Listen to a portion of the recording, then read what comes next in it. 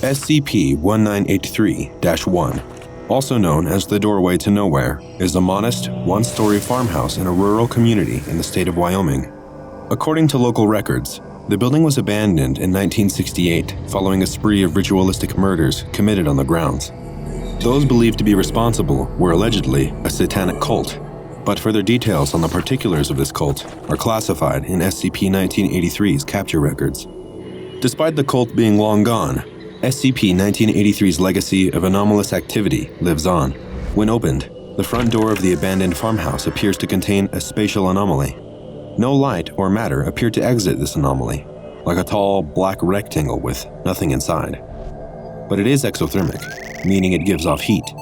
The entire building has spatially anomalous qualities. It can be entered as normal through any other passageway in the home, other than the front door. This includes windows, the back door, and entrances cut into the back of SCP-1983-1 by the Foundation. However, the building's front room, which is the room the front doorway should logically connect to, doesn't appear to exist within the building.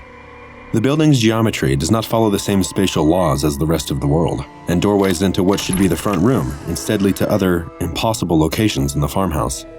The Foundation has done extensive testing on the geography and dimensions of SCP-1983, and they have found that the measurements of the inside and outside of the building are physically impossible, with the building seeming to be much larger on the inside. While the Foundation has successfully made holes in the exterior walls to enter the building, this tactic did not work for the front room. It only resulted in them entering through a different area of the farmhouse.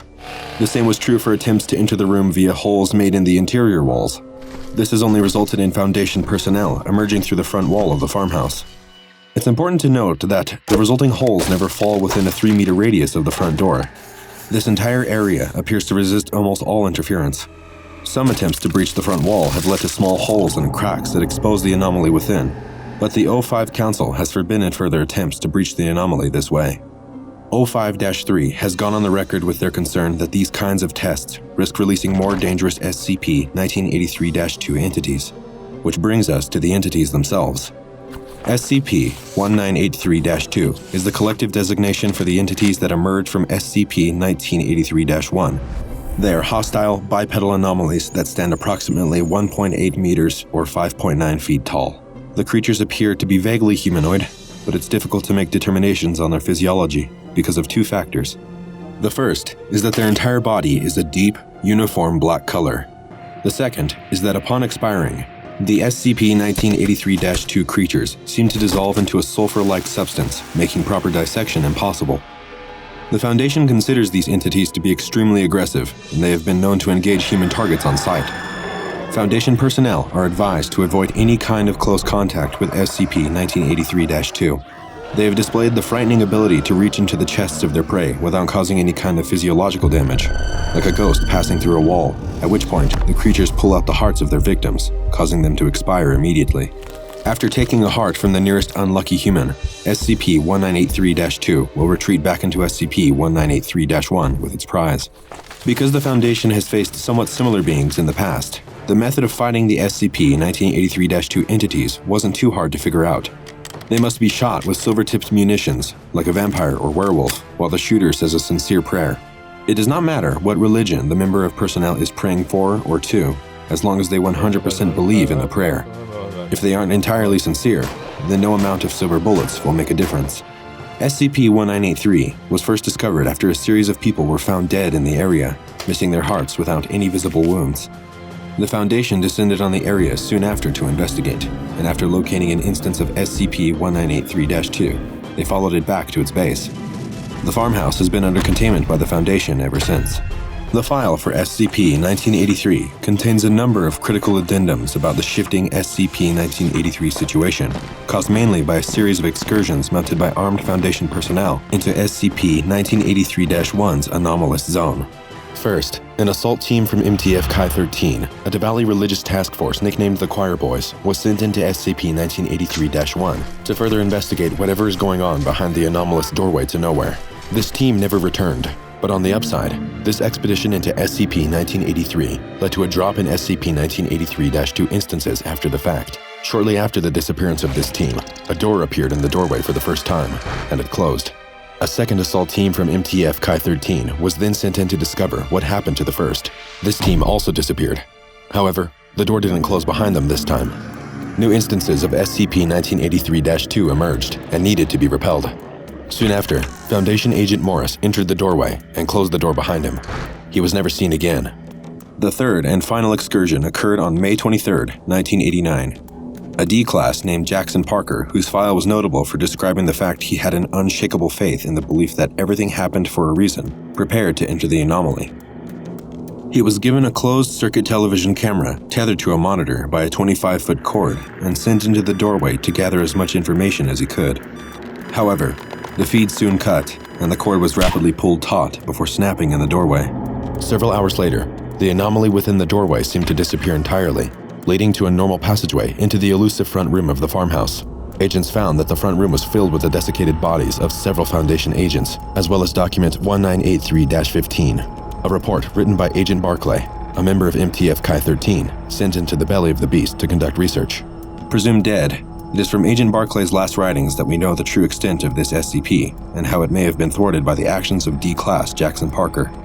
Agent Barclay wrote that while the Foundation believed SCP-1983 to be a localized anomaly, this wasn't actually the case. The doorway was a portal to a strange dimension that appeared to be made from a patchwork of various buildings, suggesting that there are multiple entry points to this location from a number of doorways over a much wider location than initially believed.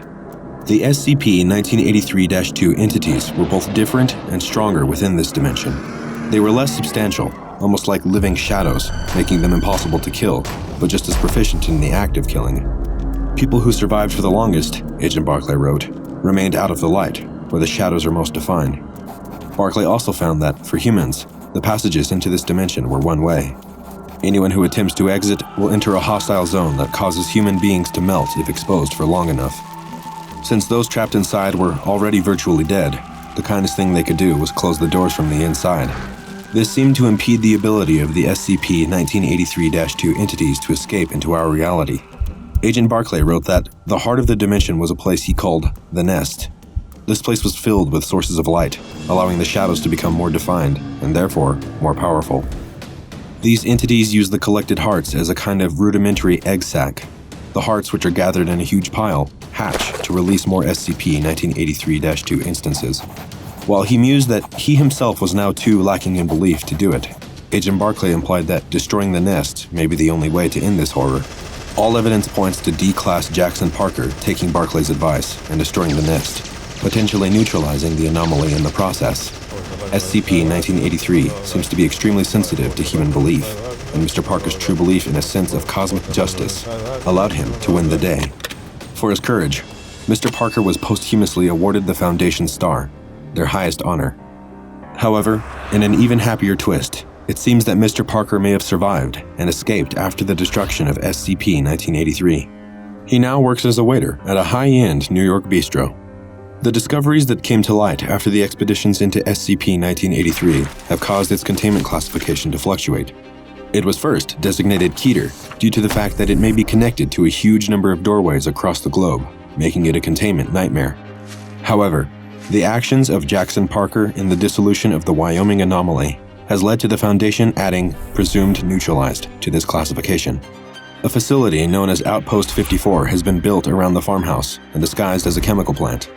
This plant acts as a barracks for the detachments of the choir boys tasked with guarding SCP-1983, as well as an armory for their various weapons and silver-tipped munitions should more 1983-2 entities emerge. Since the potential dissolution of the anomaly, though, security has been considerably relaxed around SCP-1983, but the detachments and their weaponry remain on site in case anomalous activity ever resumes. This is one of the few anomalies we can likely close the book on. Jackson Parker presumably destroyed the shadow dimension at its heart, and there hasn't been any anomalous activity since. But it won't make you any less nervous next time you see an old farmhouse on the side of the road and peer into the darkness of its doorway. After all, who knows where it could lead?